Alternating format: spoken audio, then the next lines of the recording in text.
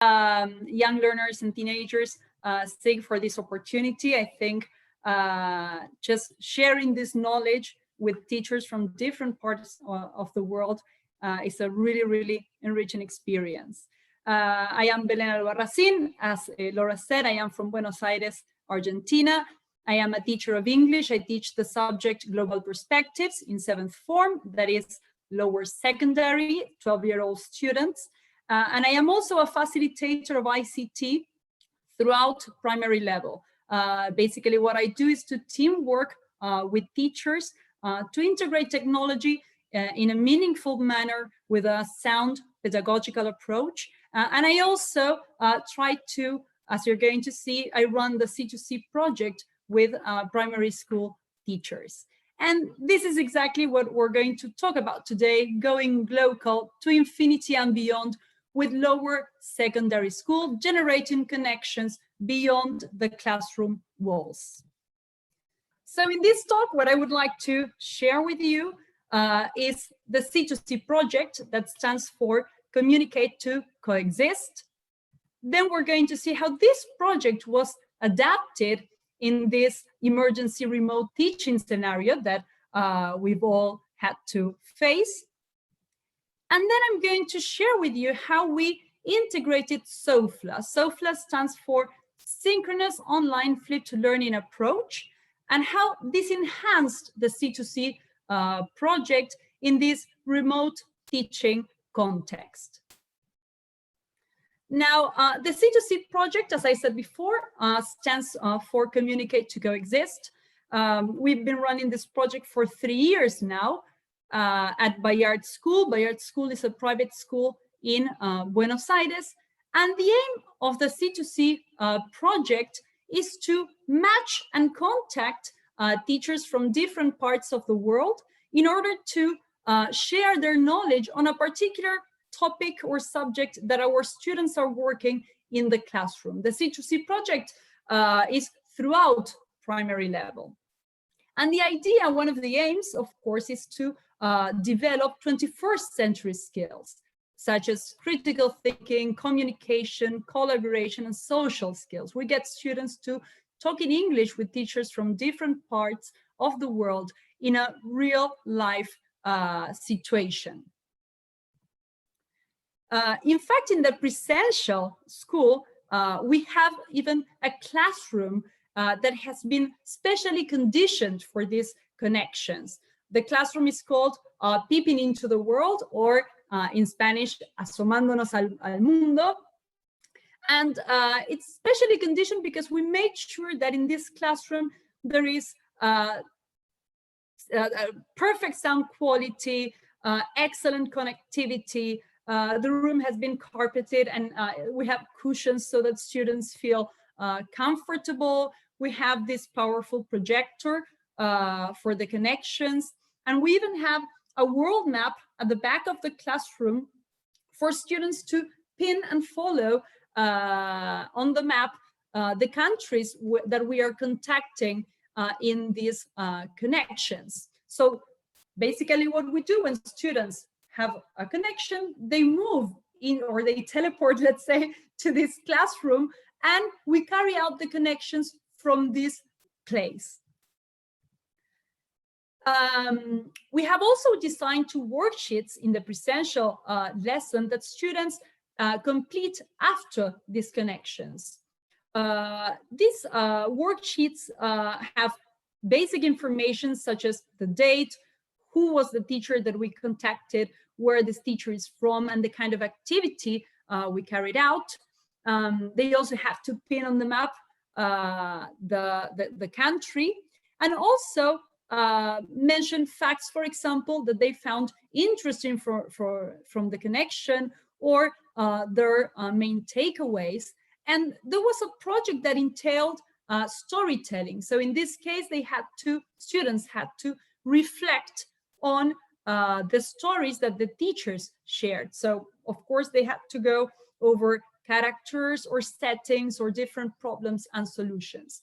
In this case, the level of detail was going to be tailored according to the level of the students. From first form is not the same as if they are in fifth form. So with guidance of the teachers, the level of complexity, of course, was tailored in this sense. Now, the question is, what happened when lockdown, we went into lockdown, and how we could continue with the C2C project in a virtual manner? We know that technology has facilitated lots of things, but we needed to readjust and to reflect and to see how we could improve these C2C connections in a virtual scenario. Probably that was our first reaction, this one of panicking. But then, as all teachers all over the world, we reflected and we saw how we could make the most of this situation. One of the main differences is that in the presential lesson, we had all our students in one classroom, in this peeping into the world classroom, and we had this connection with the teacher, and all the scaffolding of knowledge took place there in the classroom. In this new virtual scenario, this was the context. We had students connecting from their own devices, from their homes, with the guest teacher from any other part of the world. But there was a shifting in the dynamics that needed to be addressed. So the big question at this point was, okay, how can we optimize the C2C connections in lower secondary? And this is what I did with my 7th form students. One of the aspects that was crucial was getting to know the Sofla approach. Now, the Sofla approach, as I said before, stands for Synchronous Online Flipped Learning Approach. I first came across this pedagogical approach in one of the webinars hosted by the YLTSIG. I'm a member of the YLTSIG from IATEFL. And Helene Marshall shared this approach, and I thought it was a very smart way of structuring the connection. So basically what I did was, okay, we're going to merge the Sofla approach with the C2C. And when I talk about Sofla approach, it refers to the previous work that I do with my students before the actual connection with the online teacher, before the live encounter. So Sofla focuses on all the previous work and activities that I do with my students before the live encounter with the guest teacher from another part of the world. And this is how the remote C2C in action came into existence. Now, the way Helene Marshall explained Sofla was by resorting to an 8 steps approach. And as she works at university level, she said, in fact, you can just take the steps that work for you, the ones that you find useful, and tailor it to cater for your students' needs. So what we did was to adapt Sofla approach to the C2C connections. And the steps that I found particularly useful are the following. The ones that are related to pre-work, the sign-in activity, the breakout rooms, and the share out and discussion. So this is how we went about the C2C connections integrating Sofla.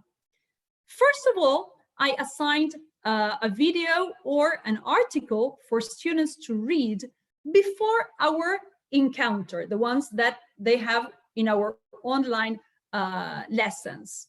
So they had to do this reading, which was compulsory, in the sense that they would miss out if from the interaction and the exchanges with their peers if they didn't do this previous reading. So the pre-work was a prerequisite for students to really profit from this encounter.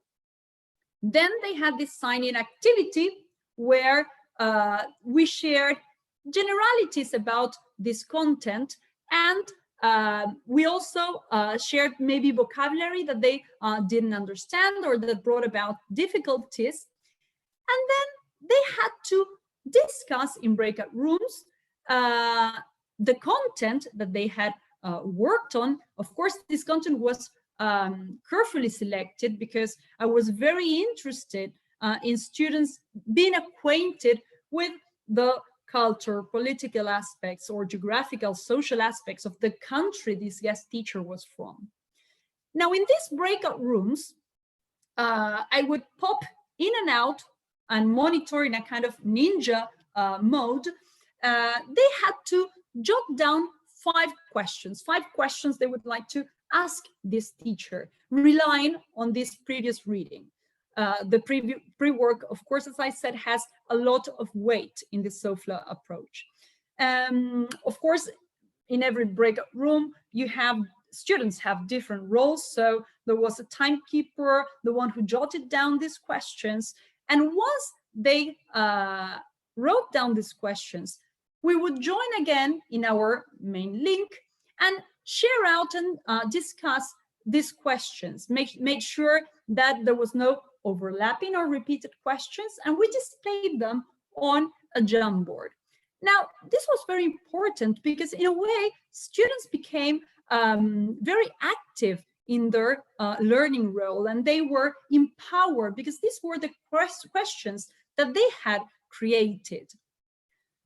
Now, I am a global perspective teacher, and if there is something that I find very, very interesting from this definition, is this of the GLOCAL aspect that we need to highlight when we teach this subject. And I'm really interested in this of the links between our own lives and those of people throughout the world. And I think that the C2C project really is an excuse or a springboard, let's say, to focus on the global and local connections that we can have with teachers from different parts of the world. I want my students to explore the global and the local, to appreciate otherness, and to understand the different challenges that go on globally and locally.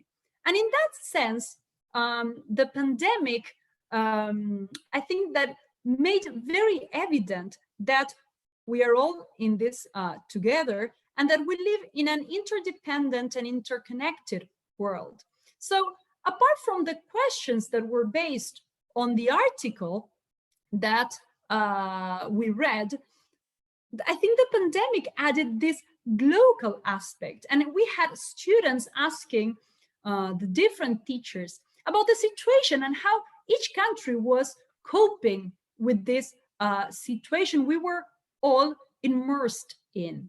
And of course, this scaffolding on knowledge and getting to know what was happening abroad and what was happening in our country and the measures that were being taken and how we were coping with that made these encounters truly memorable and engaging for students, because they were rooted in real life experiences and scenarios.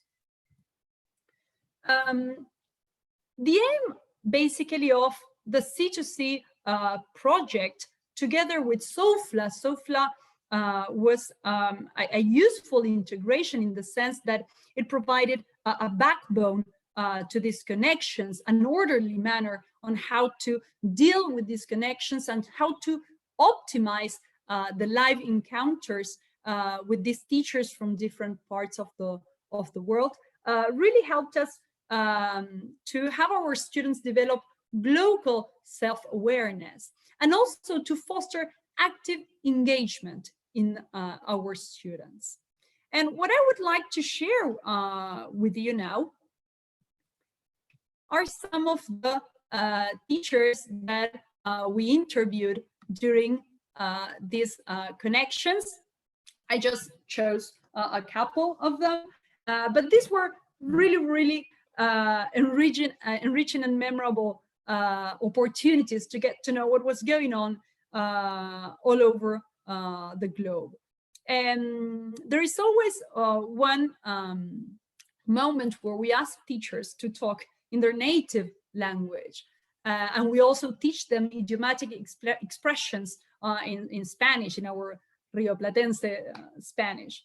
But it was also interesting to talk about our cultural differences, about our traditions, and of course about the pandemic, which we felt also identified and sort of bonded as humanity as a whole. So, for example, we had Camila from Brazil, and what was very interesting about this connection was her volunteer work, how involved she was with her community during this time, taking care of, for example, the squares in Sao Paulo. Or, for example, Sidra from Pakistan, who talked about, she runs an NGO in Pakistan that is about empowering women in education. And she shared this with our students, and she got lots of questions related to this. Or Marike from South Africa, who talked about the inequalities in her country, and we felt so identified because those social inequalities also happen in our country, in Argentina, and it's quite widespread. Or Vivian in Cyprus, who at that time they were going back to school. Students were resuming schools, and at that moment we were so far away in Argentina. We were in lockdown, and the measures and the protocols that they were taking in Cyprus was very enlightening for us, because it was like seeing or predicting what was going to happen in our country now that we are going back to school. So basically, this is the project that I wanted to share with you. How the C2C project by itself is a very memorable and enriching experience for our students, where they get to use English in a purposeful manner, but also they get to develop 21st century skills, and also to, which I don't know if we want our students to become global citizens at this point. We want them to become local citizens and to explore this at school. So that would be my presentation, and I would like to have a look at the questions. I'm going to stop sharing. Oh, that's a very good question. I'm going to share in the chat a document where I'm always invited and contacting teachers from all over the world. I got to meet some teachers in the flesh, in person, at different conferences, and I am always contacting. So please feel free to add your name to the C2C project in the document I am sharing with you. Is there any online source to know about this project more? I will definitely, Jashin, I will send you more information about this project for sure. So as I told you before, a good way of networking and inviting teachers to this project has a lot to do with conferences and getting to know and explore this diversity in the teaching community. And it's always cool to interview teachers. The way that they connect with students and how interesting it is to have their critical point of view. It is really, really worth it. Maybe something I would like to add as regards, do you apply as a global program? That would be awesome. Yes. Oh, I will share again. I have just shared a link to a document where you can write your name, your country. As I am the facilitator of ICT at the school, I personally contact the teachers, and I will provide further information as regards this project. Something that we do, that maybe if you want to run this project at your school and create this kind of network of teachers having this connection with students. Oh, I have just shared the link. And let's see. I will do it again. I posted the link in the chat. I will do it again just in case. Something that we do as we are having these connections with students, we always ask at the beginning of the year parents to sign a form that they authorize their children to carry out these connections, so that we can contact teachers with no problems. So in case you don't see the link, I have just shared it in the chat. I don't know why you can't see it. Let's see if can you see it now? I have, yeah, there. I have just done that. Let's see. Can somebody tell me? And participants. There we go. All panelists and attendees. There we go. Oh, awesome, awesome. We had some technical problems. It always happens. Fantastic. So you're more than welcome. I will be contacting you. I will be more than happy to have you on board with this project. And of course, it would be fantastic to have this as a global program, all in all.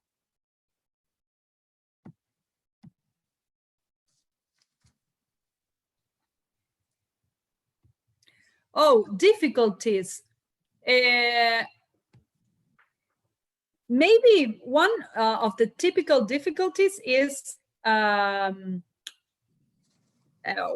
something that takes me a lot of time, is this of the matching, you know, especially because of the time difference. And we do this in the afternoon shift. Like most of the English lessons take place in the afternoon shift. So we need to match the timing, the time difference with ours. That is kind of complicated. There are some lessons that take place in the morning, so we need always needs some sort of adjustment.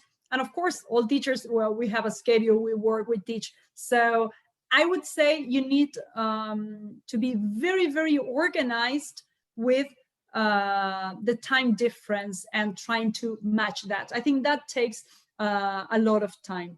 And then it's just explaining to the other teacher the dynamics of interaction, and that would be it. But that previous work of the matching and finding a suitable time can be time consuming, but it's always possible. We always sort it out.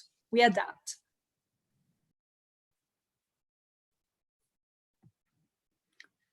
I think there are no more questions.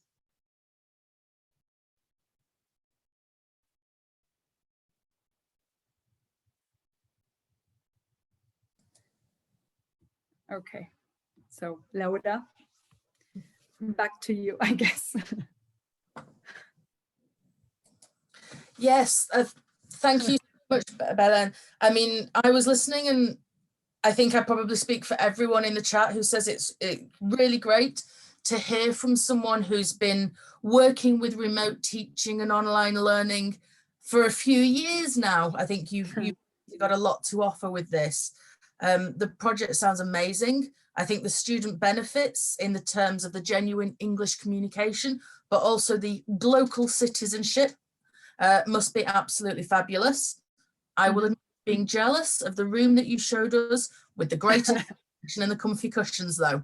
I think we'd all like a room like that. It looks awesome. Now we can't profit from it because we're not going back in the presential, but it looks really, really nice and appealing and cozy. Well, thank you so much again. We're going to go into a break now.